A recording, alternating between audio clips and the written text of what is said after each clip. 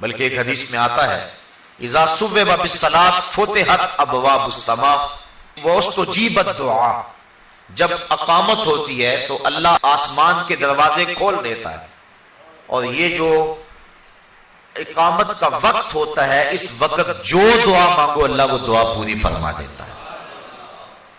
اور حضرت انس رضی اللہ تعالی عنہ سے روایت ہے کہ اقامت اور اذان کے درمیان کا جو وقفہ ہوتا ہے، اس وقفے میں جو بھی دعا مانگی جائے اللہ تعالیٰ اس دعا کو قبول فرماتا ہے، رد نہیں کرتا، بلکہ حضور نے ارشاد فرمایا کہ اس وقت اللہ سے دعا مانگ لیا کرو۔ صحابہ نے عرض کی حضور پھر کون سی دعا مانگیں؟ اس وقت، اس اہم وقت میں ہم اللہ سے کون سی دعا مانگیں؟ حضور نے فرمایا صلی اللہ العافیت فی الدنیا والآخرہ، اللہ سے دنیا اور آخرت دونوں جہاں کی بہتری اور عافیت طلب کر لیا کرو، یعنی دنیا بھی ٹھیک ہو جائے آخرت بھی ٹھیک ہو جائے۔ مومن دونوں جہانوں کا طلبگار ہے۔ ایک صحابی کو دیکھا سخت کمزور ہے، فرمایا تمہاری یہ حالت کیا ہوئی؟ عرض کی حضور میں نے اللہ سے دعا مانگی کہ جو دکھ تکلیفیں میرے مقدر کی ہیں وہ آخرت میں نہ آئیں، دنیا پہ ہی آ جائیں، اور میں دنیا پہ سارے دکھ اور عذاب اور مصیبتیں جھیل لوں تاکہ میری آخرت صاف ہو جائے۔ بظاہر یہ بڑی ایک ایسی بات تھی جس پہ داد دی جاتی کہ اس نے آخرت کو اختیار کیا، لیکن حضور اس بات پر خوش نہیں ہوئے۔ فرمایا تو نے یہ کیوں کہا ہے کہ میرے حصے کی جو تکلیفیں ہیں وہ دنیا پہ ہی آ جائیں آخرت میں نہ آئے؟ تو نے یہ کیوں نہیں کہا ربنا آتنا فی الدنیا حسنۃ وفی الآخرۃ حسنۃ، اے اللہ مجھے دنیا میں بھی بہتریاں دے دے آخرت میں بھی بہتریاں دے دے۔ جو مومن ہے وہ دونوں جہاں کی بہتریاں چاہتا ہے۔ یہ نہیں ہے کہ دنیا کے اوپر پستے رہیں، ہم دنیا کے اوپر پسنے کے لیے نہیں آئے۔ امت مسلمہ دنیا آخرت دونوں کی طالب اور دونوں کی چاہنے والی، اور اللہ کے خزانے بڑے وسیع ہیں، اس لیے جب اس سے مانگو تو کھل کے مانگو، تم اپنے دامن کو تنگ پاؤ گے، اس کے خزانوں میں کمی نہیں ہے۔ اس لیے اپنے لیے بھی مانگو، اوروں کے لیے بھی مانگو، دنیا بھی مانگو، دین بھی مانگو، آخرت بھی مانگو۔ تو عرض کی کہ حضور اذان اور اقامت کے درمیان اللہ سے کیا مانگے؟ تو فرمایا صلی اللہ العافیت فی الدنیا والآخرہ، اللہ سے دنیا اور آخرت کی عافیت طلب کرو۔ تو یہ قبولیت کے لمحے ہیں جہاں جو دعا کی جائے اللہ اس دعا کو مستجاب فرماتا ہے۔ بلکہ نماز تو آگے آتی ہے، جب انسان وضو کے لیے اپنے چلو میں پانی لیتا ہے تو اللہ تعالیٰ اس کے چلو میں پانی لیتے ہی اس کے گناہوں کو معاف فرما دیتے۔ حضرت عثمان بن عفان رضی اللہ تعالی عنہ، آپ ایک جگہ تشریف لائے اور آپ نے پانی منگوایا، پھر اس کے بعد آپ نے وضو کیا، اور وضو کرتے کرتے آپ مسکرانے لگے۔ جو لوگ پاس کھڑے تھے حضرت عثمان ابن عفان انہیں کہنے لگے کہ تم نے مجھے پوچھا نہیں کہ میں مسکرایا کیوں؟ لوگوں نے کہا اچھا آپ بتائیں کہ آپ کیوں مسکرائے ہیں؟ تو حضرت عثمان فرمانے لگے کہ ایک دن میں حضور علیہ السلام کے ساتھ تھا، تو آقا کریم علیہ السلام نے وضو کیا اور یوں مسکرائے، لوگ کھڑے تھے، تو حضور نے فرمایا الا تسألونی ما اضحکک، تم نے مجھے پوچھا نہیں صحابہ کہ میں مسکرایا کیوں؟ تو صحابہ نے عرض کی ما اضحکک یا رسول اللہ، حضور آپ ارشاد فرمائے نا کہ آپ کیوں مسکرائے؟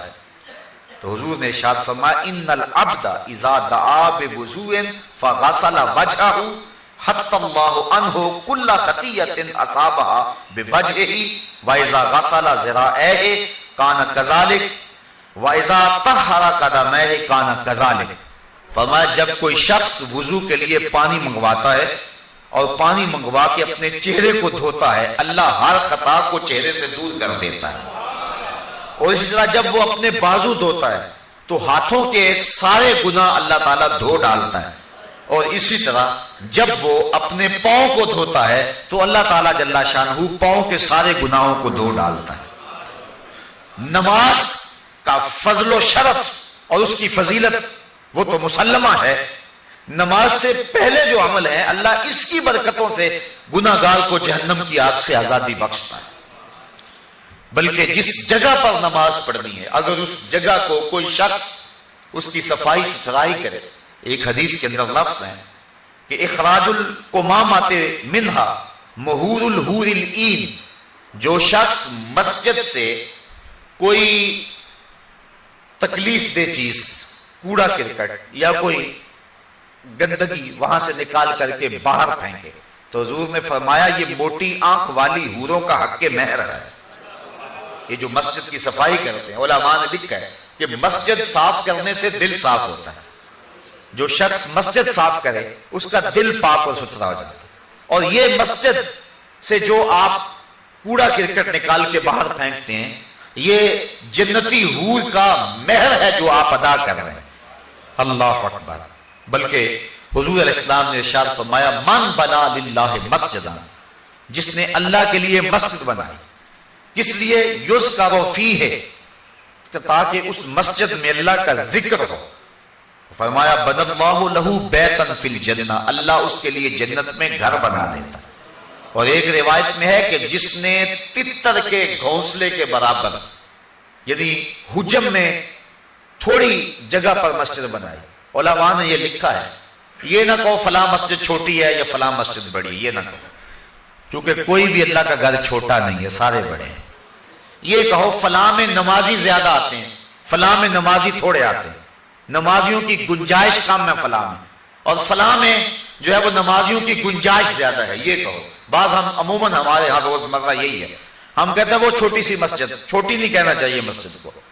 جس چیز کا تعلق رب سے ہو جائے پھر وہ چھوٹی نہیں رہتی، وہ بڑی ہو جاتی. اس لیے اس مزاج کو بدلنے کی ضرورت ہے. بلکہ واصف علی واسف نے ایک بڑی خوبصورت بات لکھی. اس نے کہا مسجد کیا کوئی بھی شے چھوٹی نہیں ہے. کوئی شے چھوٹی تب نظر آتی ہے اسے دور سے دیکھا جائے یا پھر غرور سے دیکھا جائے. جب کسی کو دور سے دیکھو یا پھر غرور سے دیکھو تو وہ چھوٹا نظر آئے گا، ورنہ کوئی بھی شے کارخانہ قدرت میں چھوٹی نہیں ہے، ہر شے باعظمت ہے.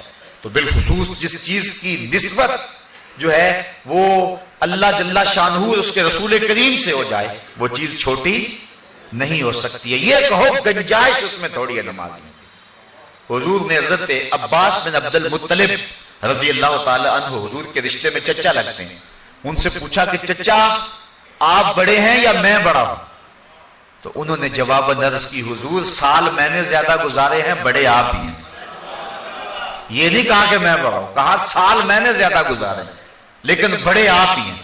تو جب نسبت اچھی جگہ ہو تو پھر اپنی زبان کو احتیاط کے ساتھ حرکت دینی چاہیے. تو علماء نے اس جزیے کو بیان کیا ہے کہ یہ نہ کہو چھوٹی مسجد یا بڑی مسجد، بلکہ کہو فلاں مسجد میں نمازیوں کی گنجائش تھوڑی ہے، چھوٹی اس کو نہیں کہہ سکتے ہیں. تو جس نے تتر کے گھونسلے کے برابر، یعنی اتنی تھوڑی جگہ پر مسجد بنائی، اللہ اس کا بھی جنت میں محل بنا دیتا ہے. تو جس جگہ سجدہ کرنا ہے، جس جگہ پیشانی رکھنی ہے، اللہ اکبر، وہ جگہ بھی اتنی برکتوں کی حامل ہے.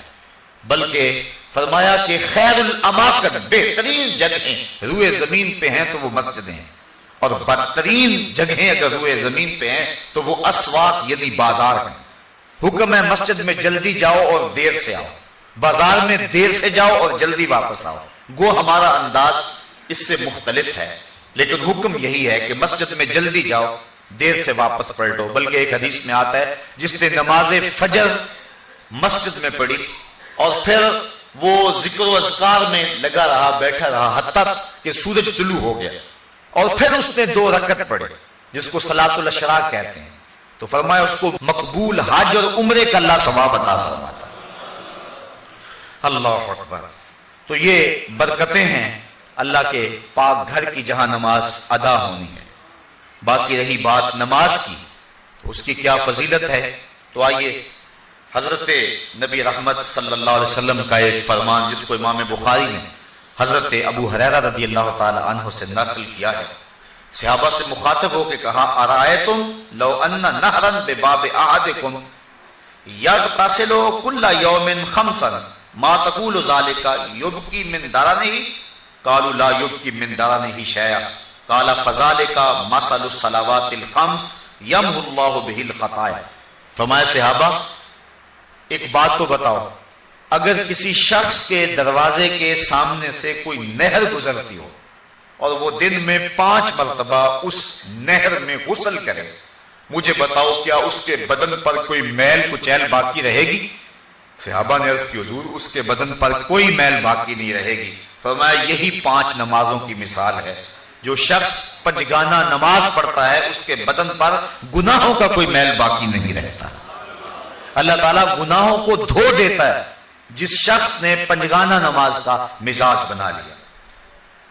صحابہ فرماتے ہیں، اور یہ بھی حضرت امام بخاری نے حضرت عبداللہ رضی اللہ تعالیٰ عنہ سے روایت نقل کی ہے کہ حضور سے سوال کیا گیا، ای العمل احب الی اللہ، حضور سب سے زیادہ اللہ کو محبوب عمل کون سا ہے؟ یعنی کون سا وہ عمل ہے جو اللہ کو سب سے زیادہ محبوب ہے؟ قال الصلاۃ علی وقتہا، فرمایا وقت پہ نماز پڑھنا۔ اولاد بنی آدم کے جتنے بھی اعمال ہیں، اچھے نیک صالح اعمال، ان میں سے اللہ کو سب سے زیادہ محبوب عمل جو ہے وہ وقت پہ نماز پڑھنا ہے۔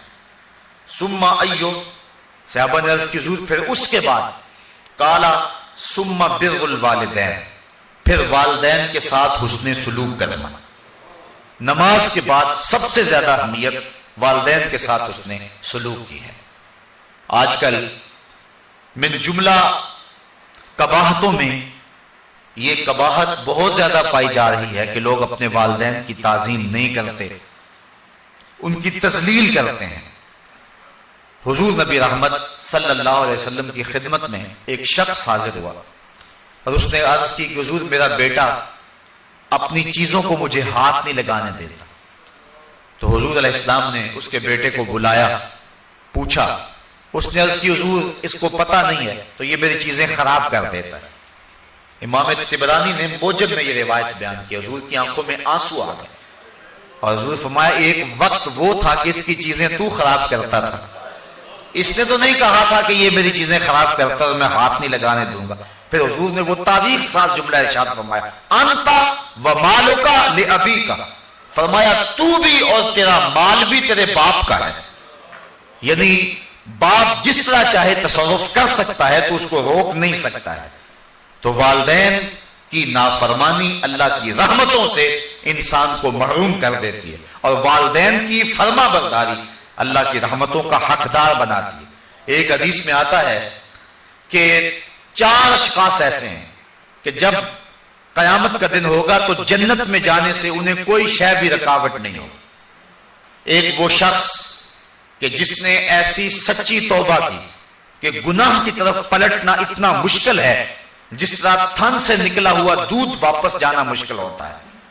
اور دوسرا وہ شخص جس نے اپنے والدین کو راضی کر رکھا، اور تیسری وہ خاتون جو اس حال میں مری کہ اس کا شوہر اس کے اوپر راضی تھا، اور چوتھا وہ شخص جس کے ذرائع آمدنی تھوڑے ہیں لیکن عیال کثیر ہے، اولاد زیادہ ہے، لیکن اس کے باوجود اس نے اپنی اولاد کے پیٹ میں حرام کا ایک لقمہ بھی نہ جانے دیا۔